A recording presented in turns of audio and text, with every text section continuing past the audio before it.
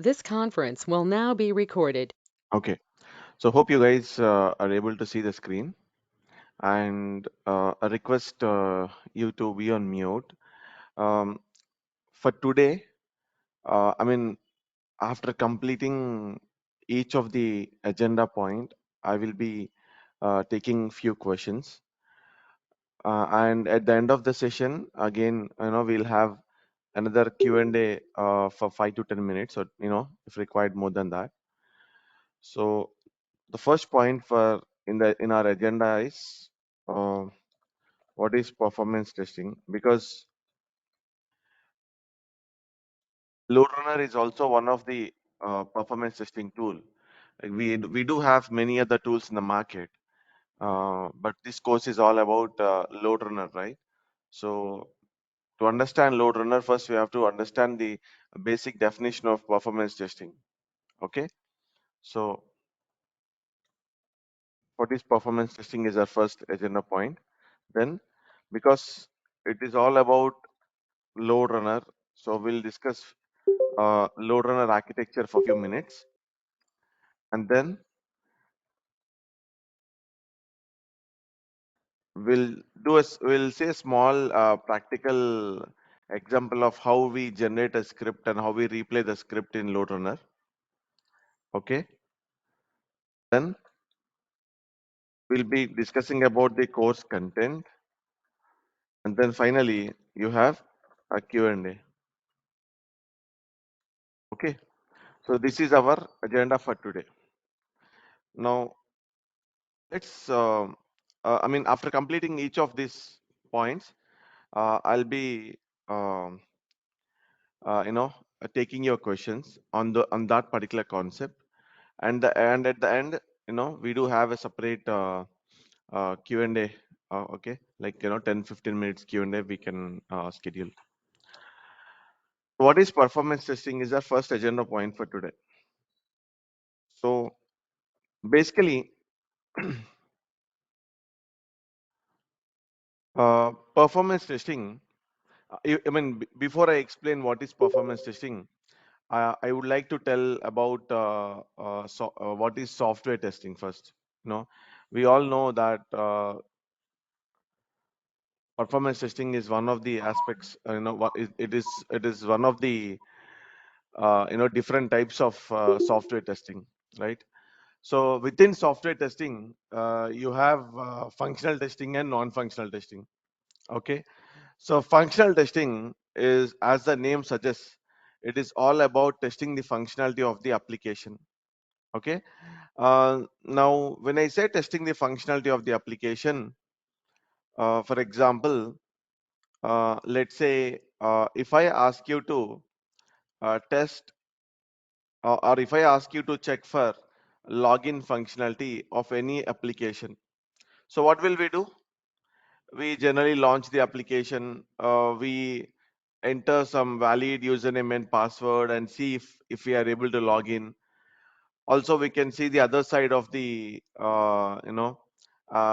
testing. That means a negative testing, like providing invalid credentials, invalid username and password, and see if we are able to log in. So like that, we test the functionality. So the core thing is like only to test the functionality of the application. Okay, so when it comes to functional automation or functionality automation, you have some tools like Selenium, UFT, okay, using which you can do regression and release testing also. Okay, um, then when it comes to non-functional testing, you have, it's all about testing the non-functional aspects like performance, security, etc. Okay, so the tools we use, especially when it comes to performance testing, the tools we use is LoadRunner, JMeter. Okay, we do have some of the tools like NeoLoad and all, but LoadRunner and JMeter are the most widely used tools in the market. Okay, now I'll give one more example of the difference between functional and non-functional, a generic example. Let's understand that we are using a lift. We want to go to third floor or fourth floor. Okay, we are on the ground floor. So you go inside the lift and then press 3. That means it should go to third floor. Okay, when you press 3 button, you are checking the functionality that whether it is going to third floor or not. That is checking the functionality. Okay, when you press 3 and it is going to third floor, how much time it is taking to go to third floor is all about checking the performance of it. I mean, how fast it is going to third floor. Okay, so when it comes to performance testing, in that particular lift, okay, what is the max capacity? I mean, how many people can how many max number of people can use that lift? So let's say 10. When 10 people are on board, like when 10 people are on board and then press 3, how much time it is taking to go to third floor is important for us.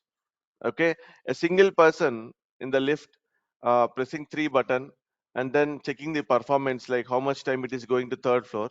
Instead of that, with max capacity, like let's say 10 people on board and pressing 3 button and then checking how much time it is taking to go to third floor is all about performance testing. Okay, so that means when you are testing the performance, okay, the load is important. Load means the users, okay, the number of people. Okay, so when you relate it to the software applications, it is the same. Okay, so testing the or checking the performance of an application by applying some load. Okay, checking the performance of a software application by applying load. Okay, so you have to I mean this could be the basic generic definition. So when you want to test the performance of a software application, there should be some amount of load that is applied on the system. Without applying load, you cannot call it as a performance testing. Okay, um, there should be some number of users accessing the application and then checking the performance. Then only it is called as performance testing. So all in all, checking the performance of a software application by applying some load is called performance testing. Okay, so this is a generic definition. We'll see a textbook kind of definition later. Okay, not required now because we are understanding the concept. Okay, now why performance testing? Why performance testing is important? That is also one important thing, because if you remember, I'll take an example. If you remember the I think 2013 or 14, somewhere in those days, uh, there was one e-commerce application, okay, which we are still using here. They announced a big sale for the first time. Okay, earlier there was no such big sales, like festival sale, big sale.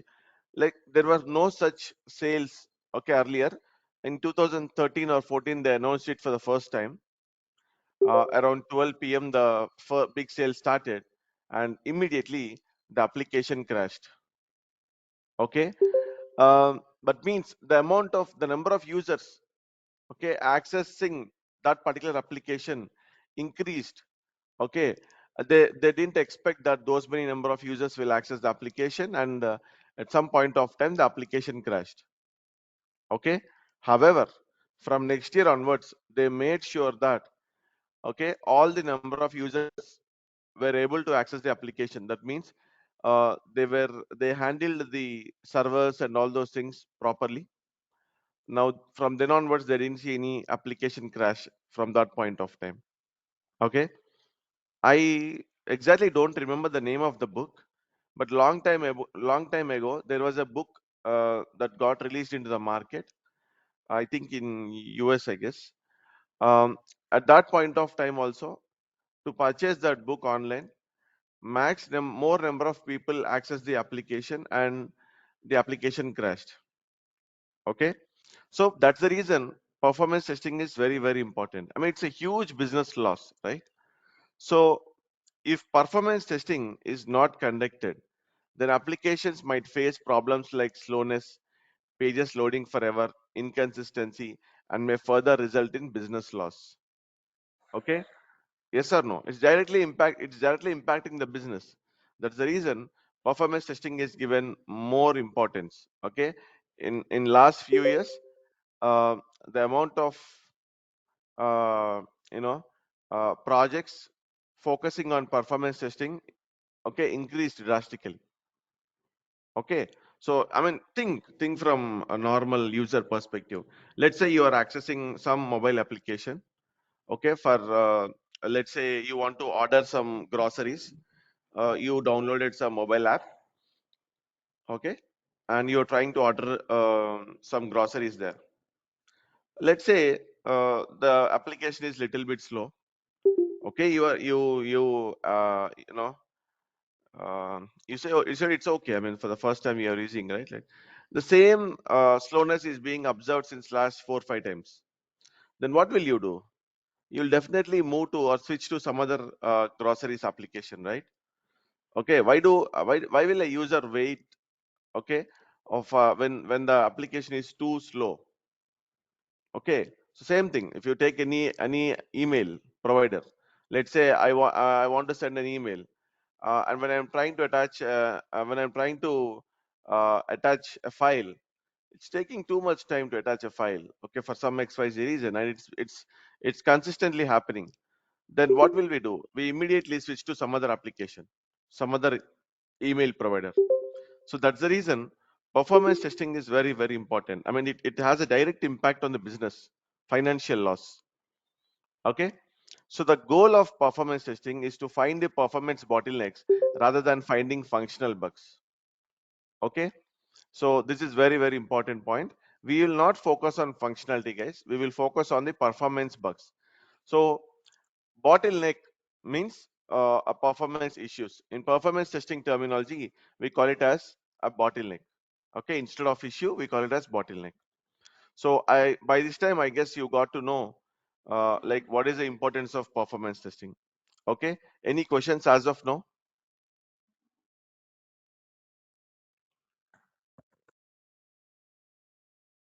No, as of now.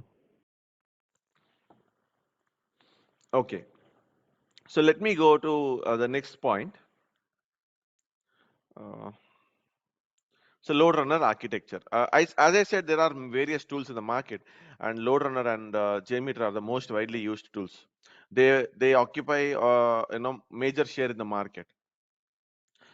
Because this is load runner course, we'll be discussing about the load runner architecture. So let me open the slide and discuss about the load runner architecture. So we will derive the architecture based on some questions. Okay. So now let's say that you are testing a banking application. Okay, some application, it could be anything. Uh, for now, let's take banking application. If I ask you to test a banking application, okay, or if I ask you to do performance testing on a banking application with 500 users, okay, I told you why I'm specifically saying 500 users, because I told you performance testing is uh, you know it's not valid if you're testing only with single user. It is, I mean, it can be called as a performance testing only if you apply some amount of load. So let's say I'm asking you to do a performance testing with 500 users for the banking application. So how will you test it? Will you bring 500 people and give them 500 laptops or desktops and ask them to log in at the same point of time and ask them to perform some actions like like downloading statement, transferring money, paying credit card bill? Various actions can be performed on the banking application, right? So will you bring 500 people and ask them to log into banking application and perform some actions? Or, okay, let's say it is possible. Actually, it is not possible. You cannot bring 500 people, right? And you cannot assign them laptops and all those things for single project, right? Now, let's say if it is possible. Now, what if I ask you to test with 5,000 users? Can you bring 5,000 users? 5,000 real users can you bring and can you test it? No, it's not possible. So for that reason, okay, for that reason, you have a component called, you have a component called load generator. Okay, this component is primarily responsible for simulating or generating virtual users for us. So instead of real users, we make use of these virtual users to test the application. These virtual users also mimic the same human actions, okay? And these load generators are also machines, highly configured machines, okay? These load generators are also highly configured machines. Uh, Based on the configuration of the machine, we can generate the number of virtual users, okay? I mean, there are a couple of additional points also on what basis we can, I mean, how many max number of virtual users you can generate per machine. It's a different concept, okay? It all depends on machine configuration and different on the protocol that we use and so on. We'll discuss that later. But primarily, these components responsibility is to generate virtual users for us, which can mimic the same actions, okay? So that is a load generator component. Then, okay, let's say you have load generator. Now, what is the next thing that you need? Okay, you want to test a banking application. There are different scenarios like transferring money, downloading statement, and all. How do you test those scenarios for performance? Let's say, how do you test a money scenario? Let's say my client is saying that, hey, Krushik, for transfer money, can you test it with 300 users? Okay. Okay. That means when 300 users transfer money, how the application is responding. That's what we want. So transfer money is our one of the critical scenario for any banking application. So transfer money, what are the different steps it contains? For example, transfer money is our scenario, right? So first what we do, we launch the application, banking application. Then we log into the banking application. Then we navigate, to account, right? Then we select a beneficiary. Yes or no? We select a beneficiary. Then we enter amount and click transfer. Then log out. These are the possible steps. Yes or no? One step here or there can change, but mostly these are the possible steps. Yes or no? Okay. Now, when I say I want to test the performance of transfer money, I need to execute these steps, guys. Okay, that means let's say if I want to test transfer money with 200 users, that means 200 users will have to run these steps. That means each user should launch first and then log in and then navigate to their account, then select a beneficiary and then enter amount and click transfer and then log out. So these are the steps that they have to perform. Now, how do they run these steps? How the user, okay, I have the virtual users ready, but how do they run? How do they execute these steps? For that, you need to develop a script based on the steps. Okay, you need to generate a script based on the steps. Okay, so that particular component using which we can develop a script or record a script or generate a script and replay it as many times as possible. Okay, when once you develop, you can replay the script as many times as possible. Okay, using which component we can achieve this? Vuegen. Vuegen is a component where we record or generate or develop scripts. Okay, and then we can upload into different components. That is later thing. But primarily, we use this component for developing or generating the scripts, guys. Okay. Now, once your scripts are ready, let's say once your scripts are ready, you have to upload it somewhere and then trigger the execution. Okay, because without execution, how do you know whether the performance improved or not? And how do you apply some load? In Vuegen, you can actually run only with one user.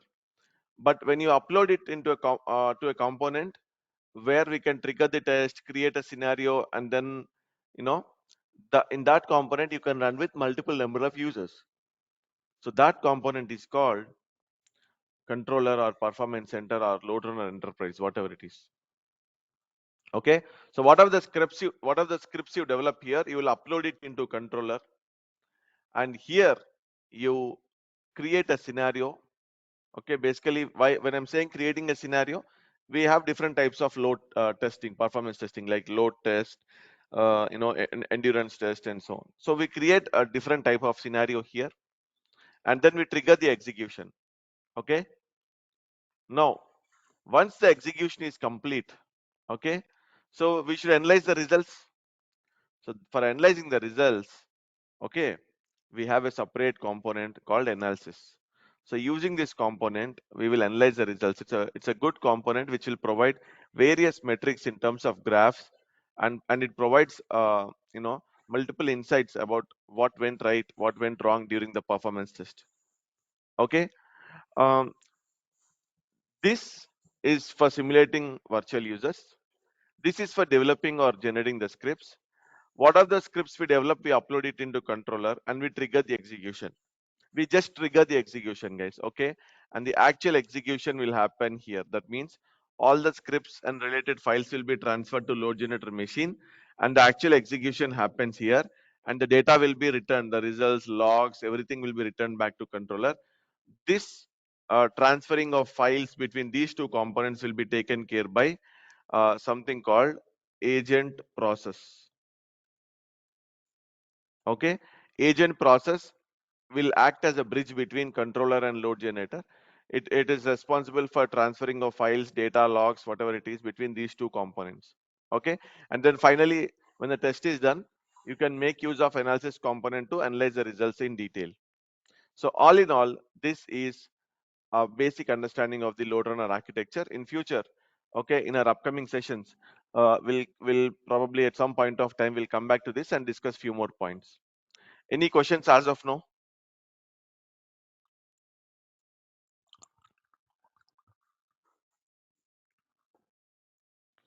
So when you No, install Krushik. LoadRunner in your machine, when you install LoadRunner on your machine, you will get ViewGen, controller, analysis, these three components.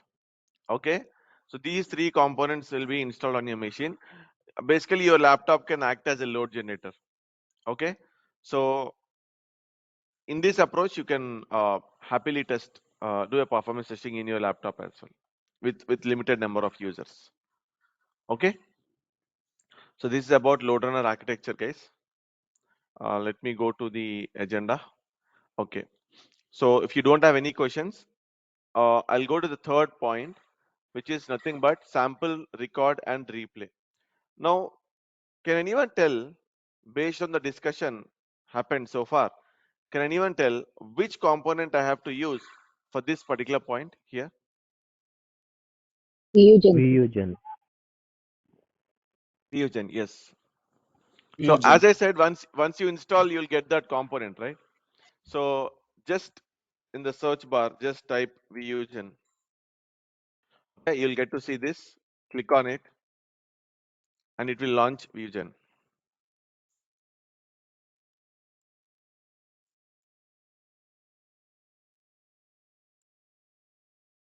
Okay.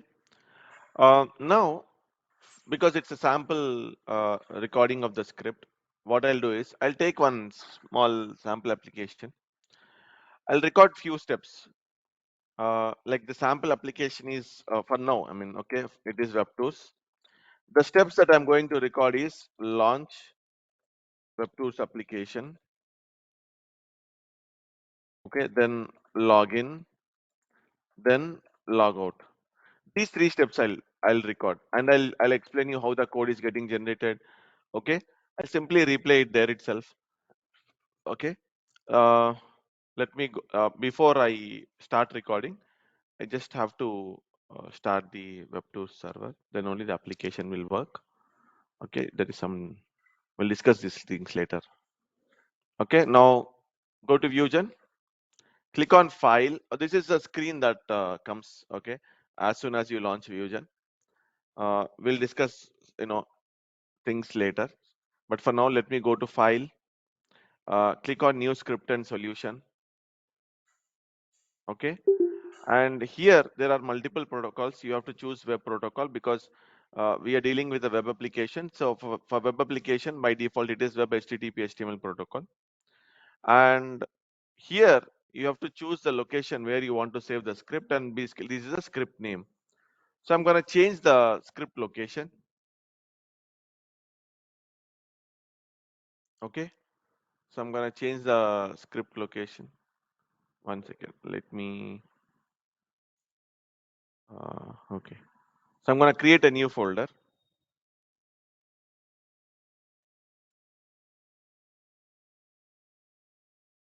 I created a new folder. So here in this folder, we are going to save all these batch scripts. Okay, so script name, let's say it is demo for today because we're just recording a sample thing, right? I just gave demo and I clicked on create. So this is how the default script layout will be. Okay, so this is a solution explorer where you have different options, which we'll discuss, okay, one by one later on. On the right, on the right hand side, you have the action, okay, that is currently displayed, where you can record the flow. Okay, this is the action where you can record the flow. Okay, uh, so the left hand side solution explorer options we'll discuss later, not required as of now. So if you want to record the script, you have to, there are multiple ways. So you can directly click on this record icon, or you can go to this record menu option. From there also you have an option of recording, or you can use a shortcut key of Control R, Control plus R. So because we all know, I mean, we have this icon over here, right? So directly I'm going to click on this icon. Okay. When you click on that icon, it is actually uh, displaying a pop-up window. Okay. So where you have to select few items. You can leave this as of now. Basically, you have to choose the browser first. I mean, using which browser you want to record. Okay. So you have Firefox, Edge, Chrome, and all. So let me choose Firefox for now. And then you have to give the application URL here. Which application you want to test. Okay, that URL should be given here. Okay. So now I'm going to choose the WebTools application sample URL. So this is a WebTools application URL, guys. And then click on start recording. There are different other options we'll discuss later. Okay. For now, I'm just clicking on start recording. So now what will happen when I start recording is this Mozilla Firefox browser will be launched with this given URL. Okay. That's what will happen. Directly the browser will launch with the given URL. See, I clicked on start recording. Now Mozilla Firefox will launch with the given URL.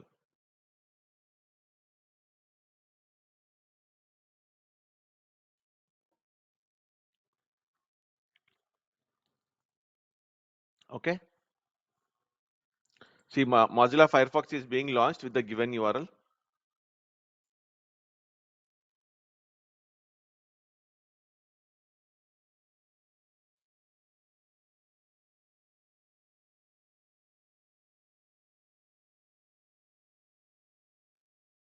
Okay. See, Mozilla Firefox launched with the given URL. Now the application launched, yes or no? And then you see a movable window over here. Okay. This is a very useful movable window uh, where you have various options. Okay.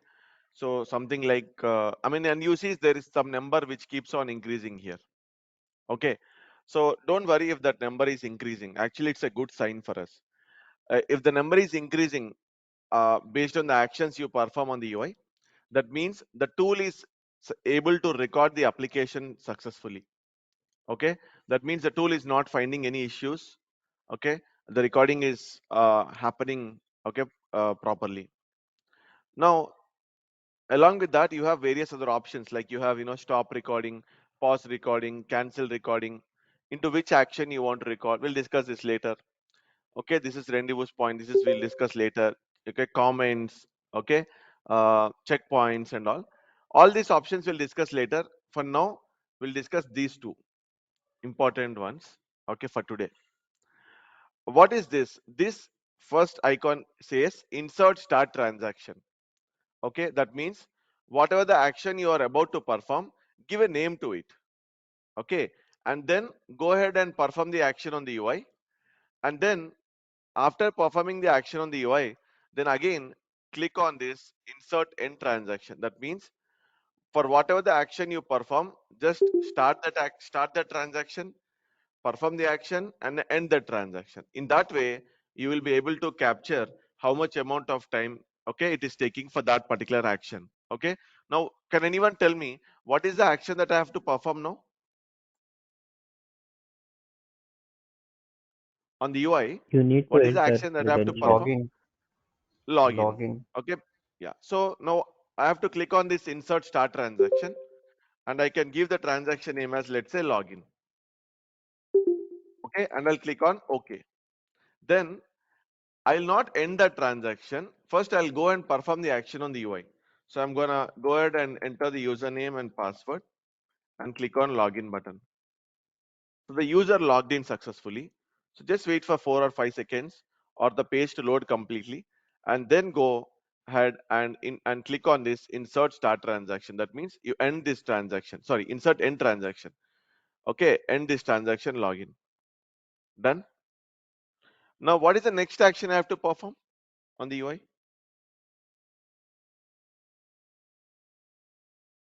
I mean, as per our Log out. discussion, what is Select the from next tab. action? Log Log out. out.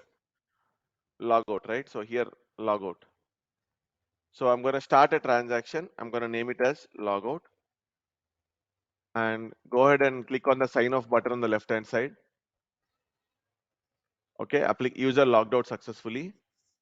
Now I'm going to end that particular transaction after waiting for 5 seconds at least, or I'll wait for the page to load completely. Then stop recording. Okay, you have this option of stop recording.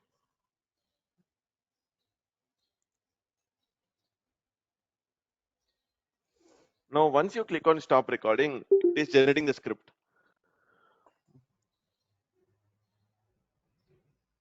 Okay, say it is generating the script. Now, ignore this recording report. We'll discuss later. Now, go to action where you have recorded, into which you have recorded. Okay. So this is a piece of code that got generated, approximately some 60 lines of code. Now, I'll tell you. So if you see line number 31, okay, for now, I mean, I'll tell you how to analyze this code. Okay.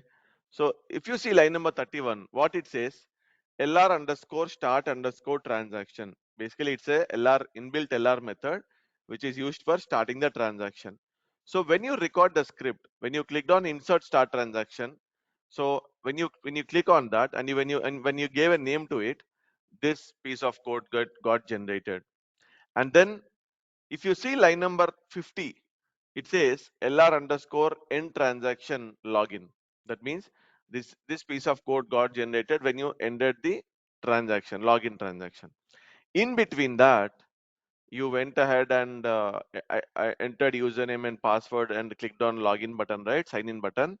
So for that action, this piece of code got generated. You see the username and password that I passed. The username is Jojo and the password is Bean. Okay, so this is start transaction of login and this is end transaction of login. In between whatever you have, that piece of code is related to login functionality. Okay, if you scroll down a little bit, there you see line number 54 where you see LR underscore start transaction logout and line number 66 LR end transaction logout. In between whatever the request you have, whatever the code you have, it belongs to logout. Okay, this piece of code got generated when you clicked on sign off button on the left hand side when the user logged out. Agree? So this is all about logout. Okay, so you see here to here it is logout, and then here to here it is login. Okay, so how are we separating them? We know that we have a start transaction, we have an end transaction for the same action that we perform. Okay, then if you scroll up little bit, there is one more request. Ignore this for time being, but there is one more request over here. Can anyone tell what is this request all about?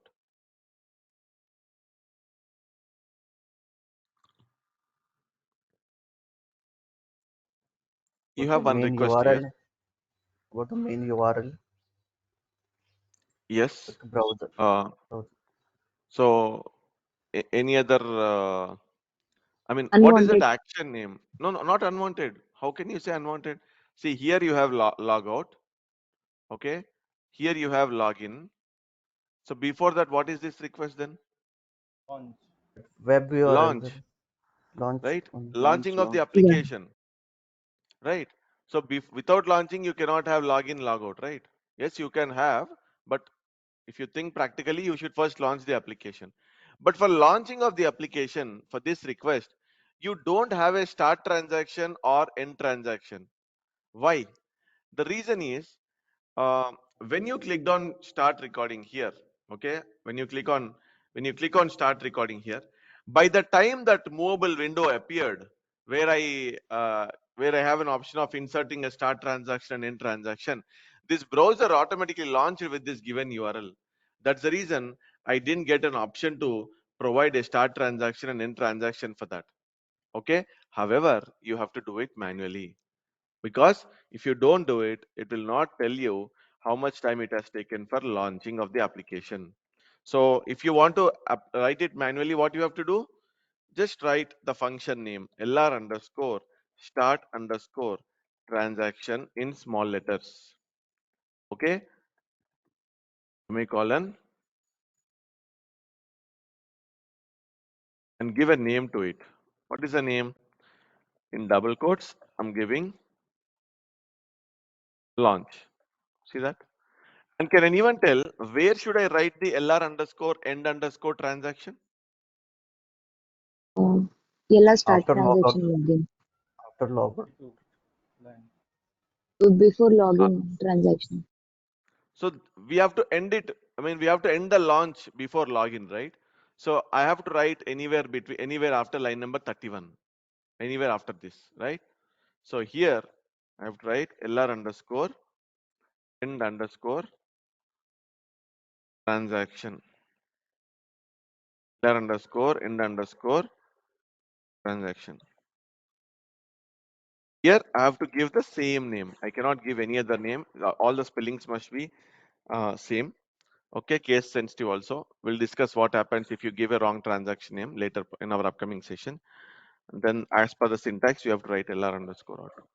So this is how you have to write manually, guys. Okay, we'll discuss in detail in our upcoming sessions. Now I'll replay this script. Okay, I have generated a script. It contains 3 transactions. One is launch, one is login, okay, one is logout.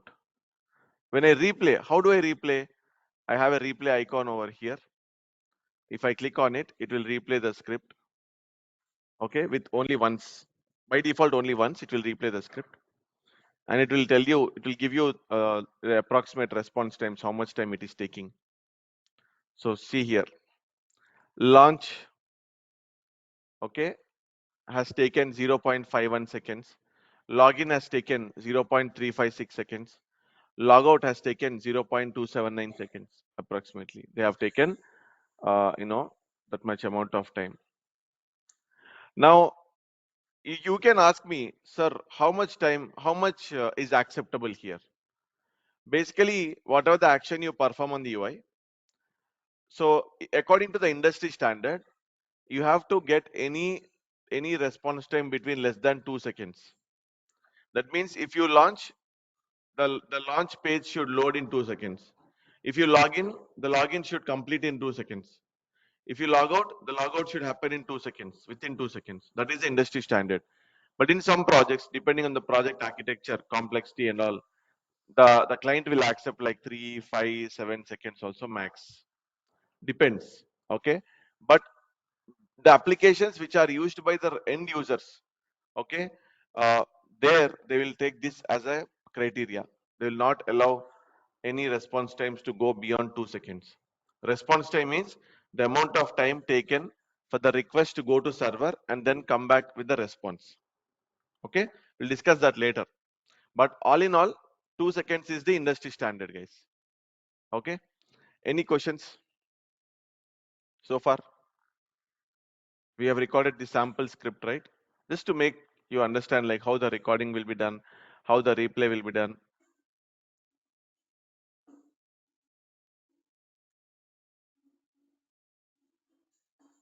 Okay, so if you don't have any questions, I'll go to the course content.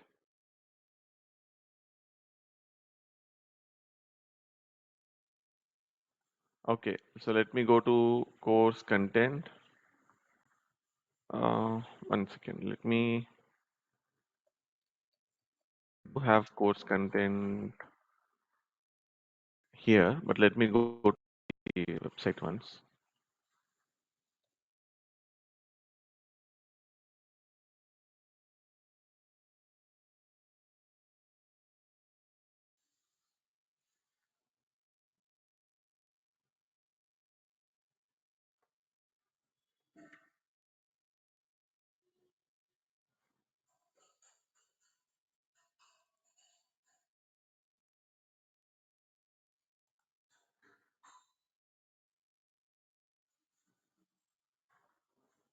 Okay, so here you have the 1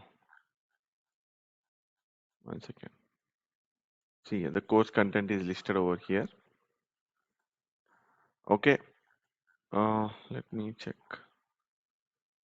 Yeah, yeah, I think the same points. Yeah, the same points are here also. So let me take it here, take it up here. Okay, it will be easy for us. Okay, so the course content, basically it's all about the basic to advanced course. Okay, so we obviously will start with architecture basics. Okay, I mean architecture in sense, both load runner architecture and performance. I mean the software application architecture also. Introduction to performance testing, life cycle, and then these important concepts. Okay, from interview point of view, very important concepts. Okay, and then we discuss about the load runner installation, different components. Okay, record and replay, various features of the Vusion tool. Okay, and best scripting practices in Vusion. Okay, like it's not simply about record and replay, right? You have to do few things before you consider it to be a fully developed script, right? So you have to understand the best scripting practices, and then runtime settings. Okay, so different settings that we should apply, okay, to make the script replay successfully. Okay, then different options of recording. Okay, checkpoints are nothing but kind of assertions. Okay, if you have heard about Selenium and UFT and all, there you call it as assertions. Same thing here, we call it as checkpoints. Okay, like it will assist you in it in confirming whether you are redirecting to the correct page or not. Okay, then you have important thing, introduction to C language. So this is a question most of the guys ask me. So is coding required for this load runner tool? I would definitely say yes, but only very basics. Okay, because when you record the script, you have to customize it according to your requirement. So for script customization, you need to write some small logics. Okay, so the very basics of C language is enough. You need not learn pointers and all those things, not required at all. Basics is important, like variables, data types, statements, loops and conditions, select case statements, functions. So we cover like 3-4 sessions on this. Okay, and then you have like some C language inbuilt load runner functions, C language functions and all we'll cover. Okay, some of them I mentioned here. Okay, to customize our script, we have to use those inbuilt functions. Okay, then we will also learn like how to write and read data from file. Okay, sometimes we might have to use it, rarely, but sometimes we might have to use it. At some point of time, we'll also discuss about real-time challenges in scripting. Okay, and then we'll discuss about correlation, very very important concept. We'll cover for 3-4 days. It's that important that if you don't know correlation, then you cannot do scripting. Okay, it's not about writing code, it's about a concept that we have to implement. Okay, it's not simply about writing the code, it's not at all related to the developing logics or something like that. It is purely related to the implementation of the concept, okay, properly. Then you have parameterization. Again, we have approximately 3 sessions for this. Basically, it's all about passing different types of test data. We deal with huge number of users, right? So when you're testing with more number of users, test data is also very, very important for us. So how do you handle that? So we'll discuss about handling test data in parameterization. Okay. So till here, I mean, we will learn all the scripting concepts. Okay.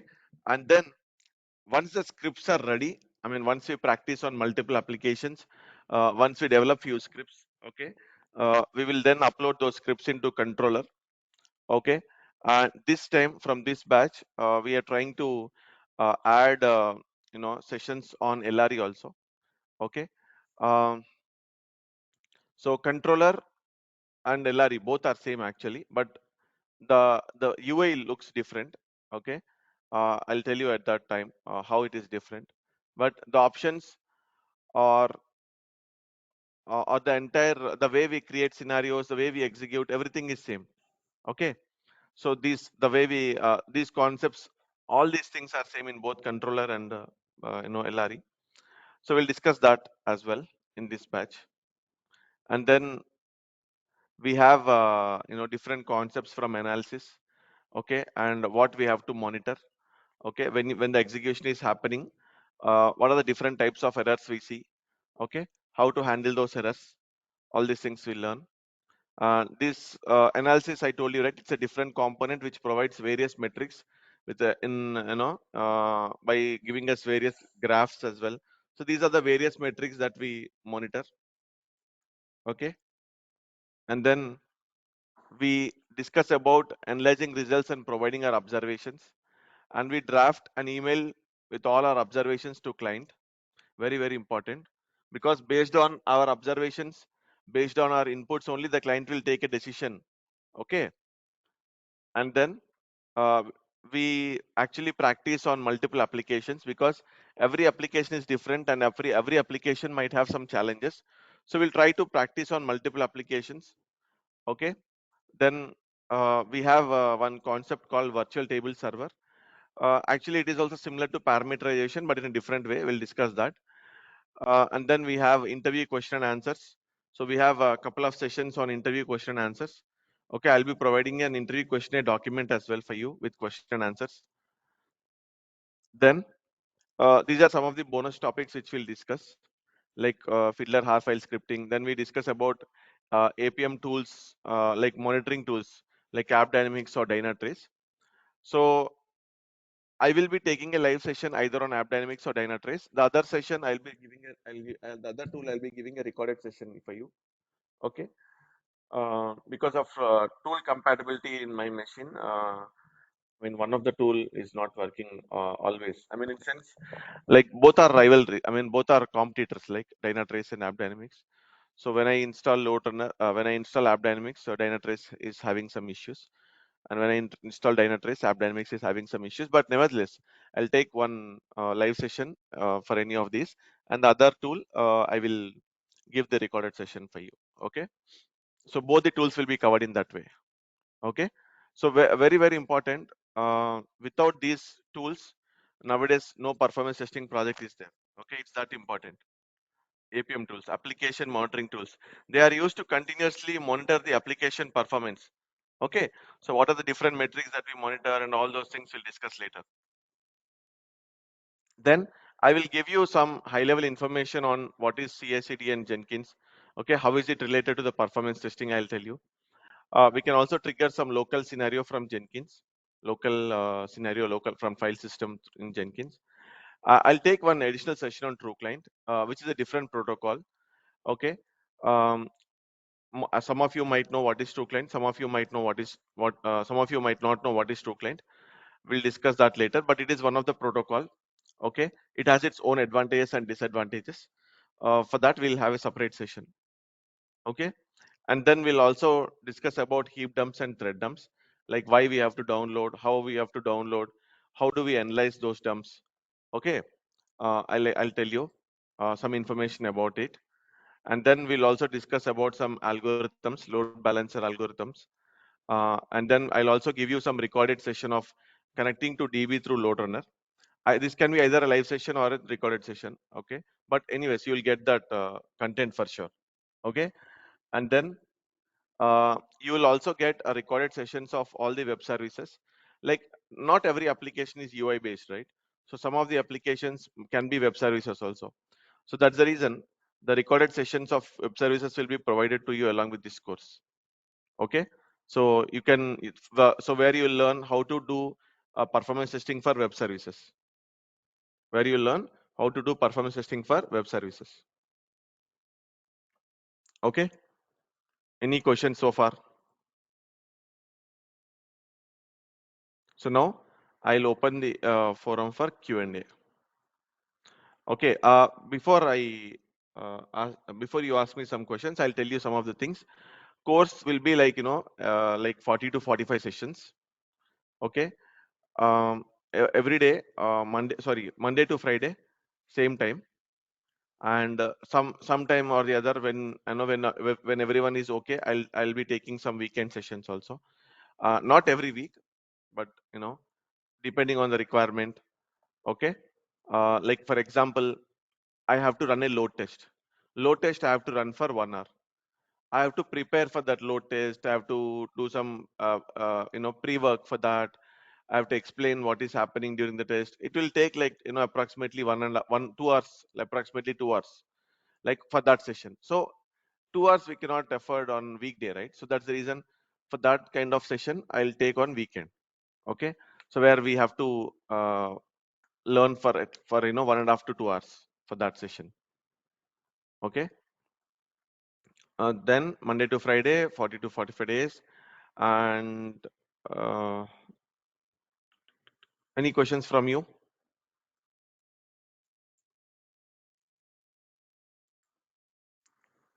Any doubts?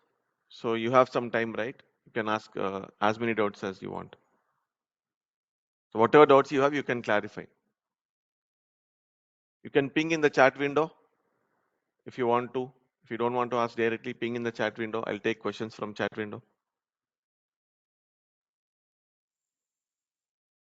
Yeah, hi Krishna. Pooja here. Yeah, tell me. So which LR version you used and for training, which version you will be using? 2022, Okay. LRE 2022.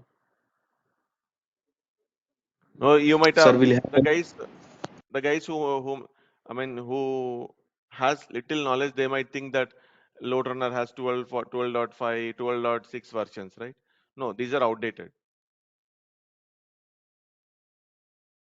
But will you show us or explain like what will be the difference? Because in most of the projects, people are still using stable versions like 1253 or 55. So No, just in comparison. from scripting point of view, no change at all. Okay, I mean some of the options got improved. Okay, different protocols got added. Some new features have come up, but that doesn't mean that you cannot test in 12.53 or 12.61. You can use it. The component is same. Okay, nothing is changed specifically. I mean, from execution point of view, there is a slight change. LRE has come into picture, but anyways, we are also learning controller, right? So in that way, 12.53 or 12.61, both will be covered. So you can actually once you complete this course without any problem, you can practice on 12.5, 12.6, whatever you want, whatever you have. But the only thing I want to tell you is whoever is using 12.5, 12.6, the latest version, Windows 11, okay, is not fully supported. I mean, if you have Windows 11 or Windows 10, 12.5 or 12.6, we are having many problems. Okay, um, so that's the reason we will be giving you a trial version of 2022. Okay, so I mean, our team will guide you how to install it, how to download or install it. Okay, they'll take care of it. If you want to practice in 2022, if you already have 12.5, 12.6, you can continue to use it. I mean, if you already have, if you're confident that it is working in your machine, you can use it.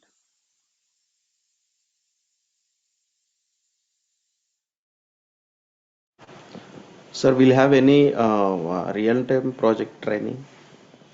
Yes. So we are going to learn the load runner concepts uh, only on I mean load runner scripting concepts on sample application, but we do have our own applications like Isha Training Solutions.com. That application is specifically designed, okay, for uh, you know for performance testing. So we actually have many challenges in that. Okay, so those challenges you definitely encounter in your real-time projects. The application is designed in such a way that you have so many complex scripting challenges also. Okay, and we will practice on multiple applications. We will run some end-to-end load test. We will understand the results. Okay, we'll see how the metrics are coming in the backend. While we are running the test, we'll see how the metrics, what are the different metrics that we can capture from APM tool in the backend. So end-to-end, like how you start the test. Okay, how you prepare your plan. I mean, how you prepare your test. How do you calculate pacing? How do you plan your load test? How do you analyze the results? How do you send the report to client? Everything will be discussed end to end. Okay, sir. Okay, thank you.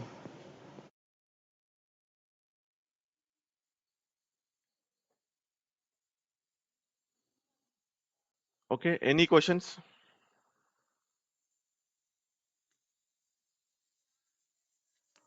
Okay, so whoever is completely new to IT, okay, so don't worry. I mean, I know some of you guys might be from functional testing or automation testing, or maybe you want to switch your career to performance. Okay, but some of you guys might be completely new to IT and they want to start a career in performance. So don't worry. I mean, I can uh, make you understand the terms and terminologies of performance testing. Okay, I can take one additional class if you want to understand how the project works in real time, like what is agile, what is waterfall, how the performance testing work will be done. Okay, what will be your day-to-day activities in your project? So all these things I can explain you.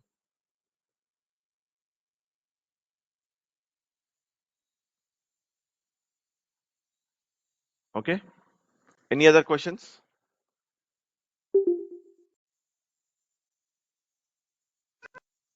Let me check the chat window once. um, Krishna, it's a licensed Krishna, but it's licensed tool. We will install the trial version that will be there in your machine for lifetime. I mean, Okay. basically it's a trial, but you have to test with limited number of users. I mean, the trial version itself comes to test with limited number of users. Okay. Uh, Demo. I don't know the name. The name is saying demo. Related to fee structure. I mean fees or whatever it is. If you want to discuss, please reach out to uh, Kumar sir. Okay. So I'm just pinging that in the chat window once again. Okay, you can reach out to Kumar sir for any queries or fees related issues. I think yes, you can pay in installments. I think yes. Okay, you can do that. I guess yeah. Okay, any other questions?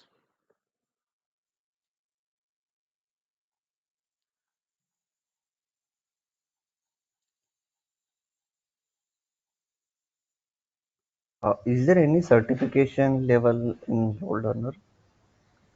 Yeah, I mean there is a certification, but trust me, I've been in IT since last 13 years. Um, doesn't matter certification. I mean, even if you certified a load runner expert, if you're not certified load runner expert, doesn't matter.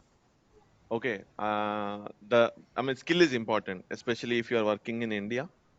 Uh, Mostly certifications doesn't matter. Certifications probably related to agile, those things can assist, but tool wise, not that important. I mean, they see the skill in interview. That should be enough.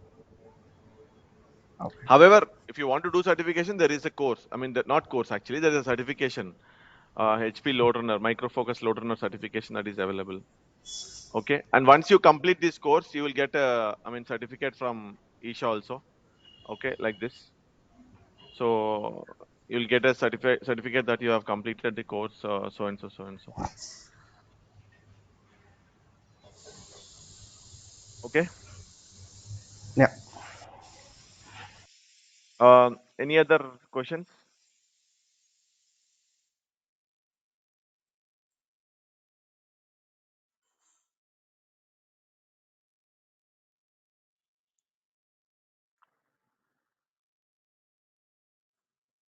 Okay.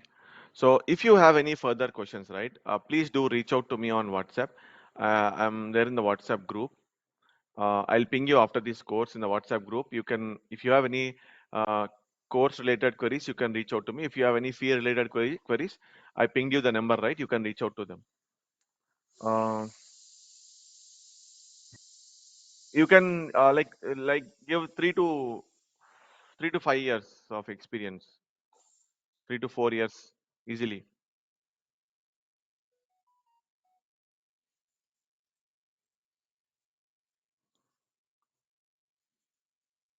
So practice is important, guys. I mean, so without practice, nothing comes, right. So you have to practice at least for, 1.5 month or so. Okay, daily 2 hours at least, something like that, scripting wise. Then it will help you. If you're directly listening to class and not practicing, like you might know the concept, but when you're trying to implement practically, you might get stuck somewhere. When you do the practical sessions, then it will assist you. Okay. So please do reach out to me if you have any further questions. I'll ping in WhatsApp group after this session. Okay. So I thank you. 1 second. Let me check the questions. Yeah, I'll ping in the WhatsApp group right away. Okay. So thank you each and everyone for joining this demo session.